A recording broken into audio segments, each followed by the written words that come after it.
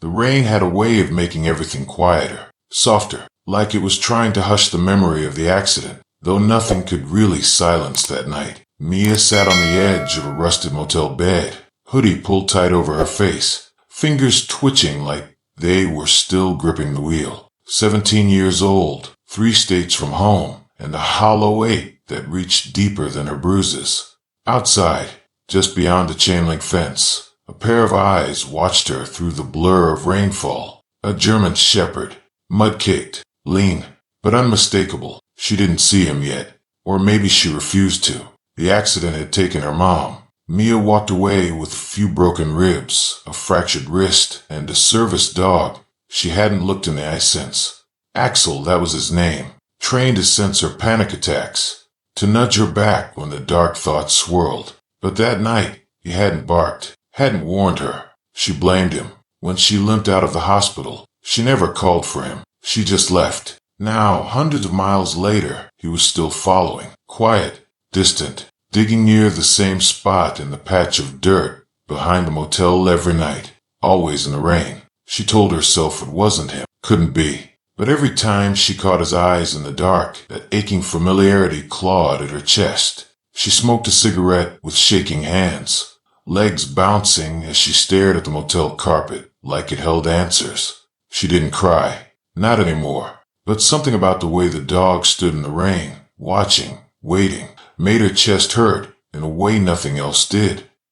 Mia didn't sleep that night. By morning, the motel clerk knocked once and left a brown bag of stale muffins at her door. She ignored it. When she finally opened the door, Axel was gone, except the ground by the fence was freshly turned. Not deep, just disturbed. He'd been digging again, always the same spot. She walked over, glancing around like she was ashamed to be curious. The dirt was soft, muddy. She kicked at it with her boot, half expecting bones or something worse. Nothing, just a battered dog tag. Her heart stopped. It was her mom's, not the official one. The gold-plated fake they'd bought at a gas station on their last road trip. It had her mom's initials and a tiny paw print. She looked around wildly. "Axel," she called, barely above a whisper. The sound hurt, like swallowing glass, but he was already gone again. Mia didn't chase him, not right away, but something inside her shifted when she saw the dog tag, like a locked door she'd kept sealed was beginning to creak open. She went back into the motel room and shut the curtains, sat down, stared at the wall for an hour, then another. That night it rained again, like clockwork. She stood barefoot on the porch, watching the muddy yard behind the fence. No movement at first, just the sound of water slapping the rusted tin roof. Then she saw him, a shadow among shadows. Axel padded slowly to the same spot, nose to the earth. He sniffed, scratched gently, then lay down beside the disturbed ground instead of digging. Mia whispered, "Why there, boy?" He didn't move. She stayed watching until her hoodie soaked through, until her teeth chattered and her lips turned blue. The next morning, she left a slice of ham on the porch, then sat back and waited. It was gone in 10 minutes. The next day, she left out water too. He didn't take it until after dark, but she heard the soft clink of the bowl and didn't move a muscle. By the end of the week, she was talking to him in soft tones, not expecting answers, just releasing words she hadn't dared say out loud. "I know it wasn't your fault." He didn't stop either. He just kept going. He took everything. Axel stayed near the tree line, ears twitching with every word. One evening, when the motel clerk pounded on the door about overdue rent, Mia flinched, panic setting in fast. She curled into herself, vision tunneling, breath choking short in her throat. Then the door creaked. A soft thump on the porch.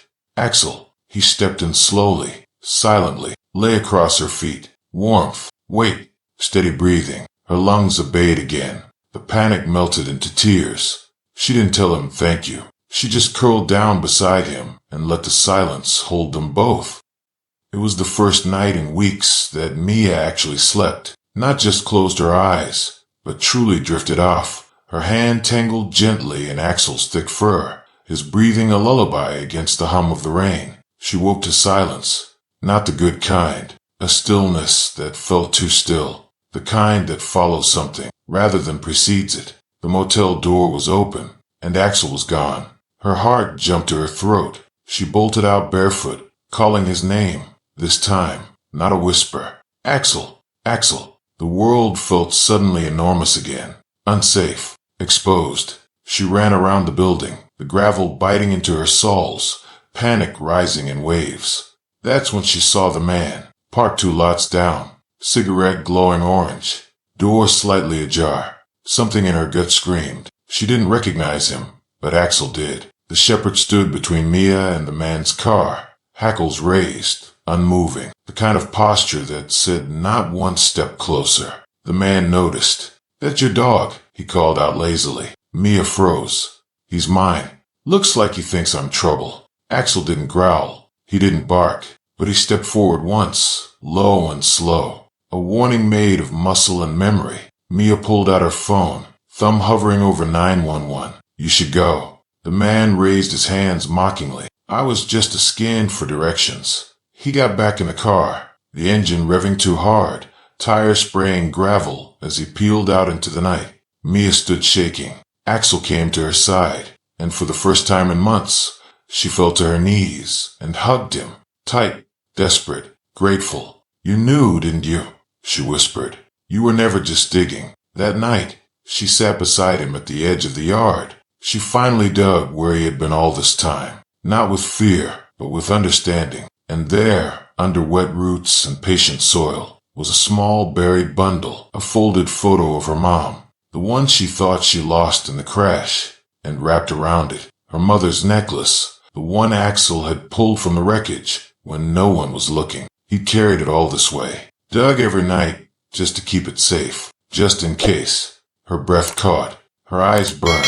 He'd never stopped protecting her, not once. They left the motel the next morning. No goodbye, no note, just silence and the thrum of her heart matching the rhythm of Axel's pause beside her. They walked. No clear destination, just away from fear, from grief, from the version of herself that didn't know how to forgive. They slept beneath gas station awnings, in broken barns, under stars. Axel never strayed far, always circling once before settling near her like a living shield. Mia started talking more, not just to Axel, but to the people they met. A trucker who gave them a lift, a woman at a diner who noticed Axel's eyes and gave him a sausage without asking. It was like the more she trusted him, the more she trusted the world again. Then came the town, small, sleepy, tucked between hills that smelled like her mother's perfume in spring. There was a shelter there, weathered but warm. She didn't want to leave him, but the limp in his leg had grown worse. Every mile they walked, his breathing labored just a little more. The vet said it was from the crash. Old injuries, never treated properly. He'd been walking hurt the whole time. Carried more than just pain, Mia whispered, stroking his graying fur. She sat with him under a tree behind the shelter, the sun dipping low, birds quieting for the night. "Just one more," she said, smiling through tears. "You always dig when something matters, right?" She pointed to a soft patch of grass near the fence. He hesitated, then dug, slowly, carefully, and when he finished, she knelt beside him, pressing the photo and necklace back into the earth, not to forget, but to honor. Axel lay beside the spot and closed his eyes, and for the first time since the accident, Mia didn't feel alone. She stayed with him all night. When the morning came, his breathing was soft, softer than before, until it wasn't. He carried her grief when she couldn't. He kept digging, not for bones, but for pieces of her soul. He didn't need words, just a place to bury the pain and make room for healing. Sometimes the ones who love us the most never speak. They just stay. If this story touched your heart, please like, subscribe, and share it with someone who believes in the power of quiet loyalty.